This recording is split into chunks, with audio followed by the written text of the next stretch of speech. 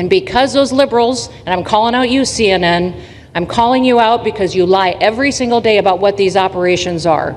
We are going after murderers and rapists and traffickers and drug dealers and getting them off the streets and getting them out of this country because Joe Biden let the worst of the worst come in here. The other day I was talking to some marshals that have been partnering with ICE. They said that they had detained a cannibal and put him on a plane to take him home. And while they had him in his seat, he started to eat himself. And they had to get him off and get him medical attention. These are the kind of deranged individuals that are on our streets in America that we're trying to target and get out of our country because they are so deranged they don't belong here. And they shouldn't be walking the streets with our children. And they shouldn't be living in the communities with our families who just want to grow up, go to job, raise their children to grow up and get a job and to live the American dream. This is a country of laws. We have a border now. And because we have a president that cares and recognizes that we need to be a nation of borders and a nation that upholds the law. If you break the law, there's consequences. We will deport you and you will never get to be a United States citizen. You'll never even get to come back here and work and to pursue the American dream. And I have to say that, you know, when Kristi's name was put before me by Tom Homan, by the way, because I wanted him for the border and somehow I thought that was going to be good in that sort. But he didn't want the upper job. And I said, who do you recommend? Kristi Noem. I said, oh, are you kidding? She's great, but she's such a fine, elegant person. He said, sir, she's tough as hell. I said, are you sure? You are tough as hell, I tell you, and you do it in a very nice way. I believe, in my opinion, that they are, and that's why I'm so thrilled that Pam is willing to be proactive and go after those individuals that would perpetuate this kind of activity against our law enforcement officers. These ICE agents, these law enforcement officers, Border Patrol agents that get up every single day and are working to get these dangerous criminals off of our streets are heroes. They are absolute heroes. And to hear that the amount of violence that's coming up against them, a 700% increase in just the last several months against them and their families. They're not just going after them. They're also doxing their families and threatening their children. And these individuals just love America and believe that the law should apply to everybody. They're doing their jobs that Joe Biden never let them do, and they're protecting their own communities. Remember that many of these law enforcement officers live in these communities. Their children go to those schools. They go to church there. These are their neighbors they're trying to protect. And to have someone like CNN openly describing how to use technology to reveal the activities and the operations that these law enforcement folks are trying to conduct, it's shameful and it could be prosecutable. So I'm glad that Pam is looking into it. And you said, I'm calling out you, CNN. I'm calling out you because you lie every single day about what these operations are. There's been a lot of lying. You know, Madam Secretary, has been going on for 4 years. The border's closed. The border's secure. No, it's not. They've allowed in known terrorists, including from Iran. People need to know that.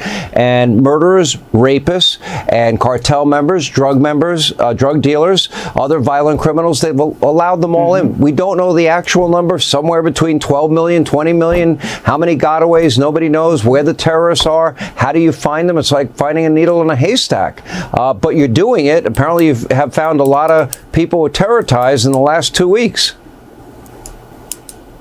Oh, we absolutely have. In fact, President Trump, since he's been in office, has removed almost 600 known and suspected terrorists, thousands of violent criminals, individuals that are murderers and rapists and drug traffickers, human traffickers.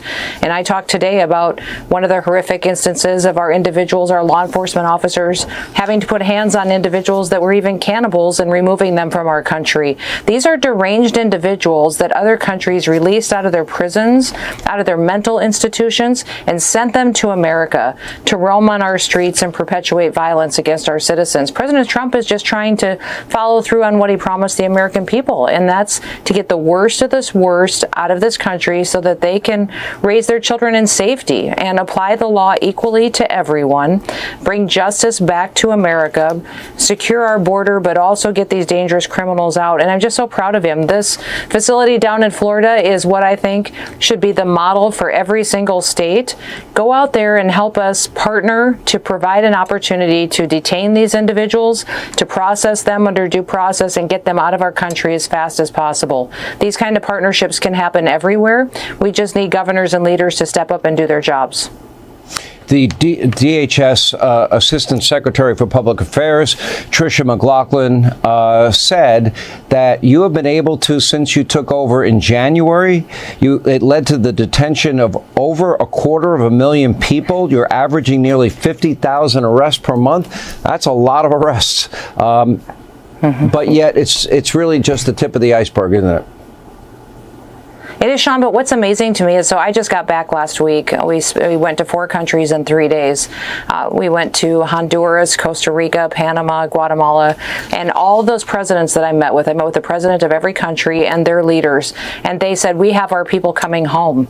Because you have shown that there's consequences now for breaking the law and coming into America illegally, our people are coming home and they're self-deporting and you don't even know about it. We're setting up loans for them to buy houses. We're setting up food assistance and getting them training for jobs. We're giving their children scholarships. We want our people to come home because President Trump has clearly said that he wants people in the United States that have come legally, and they're facilitating all of this. They said, you don't even know about the tens of thousands, hundreds of thousands of people that have left the United States. And so we're collecting all of that data as to the illegal immigrants that have left on their own so that we know truly the number that, and when they leave on their own, they know they've gotten the clear message. They'll have the chance to come back legally. If they wait until we detain them, until we arrest them and deport them ourselves, they'll never get the chance to come back to America.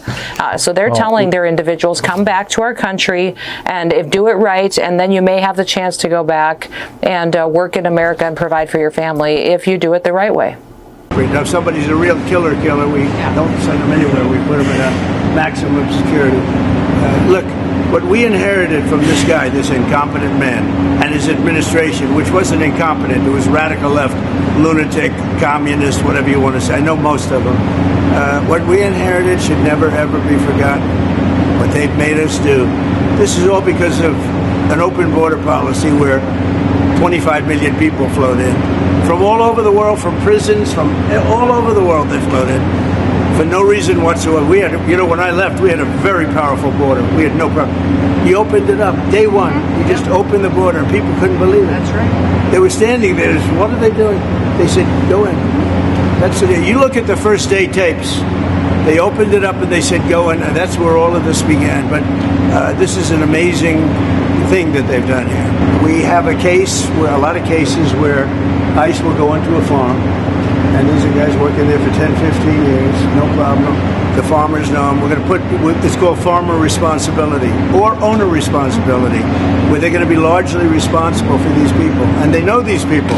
They've worked on the farms for 15 years, and all of a sudden so I have a great, Ron does, Kristi does, we have a great feeling for the farmer and for others in the same position. And we're going to give them responsibility for people. And we're going to have a system of signing them up so they don't have to go. They can be here legally. They can pay taxes and everything else. They're not getting citizenship, but they get other things. And the farmers need them to do the work. Without those people, you're not going to be able to run your farm. That's all for today. Thank you. If you want global news to keep you up to date on any new developments, please subscribe our channel and forward our content with your friends on social media and email. Thank you very much for keep supporting me. Stay safe, be blessed. Namaste. Thank you, God bless you, and God bless America.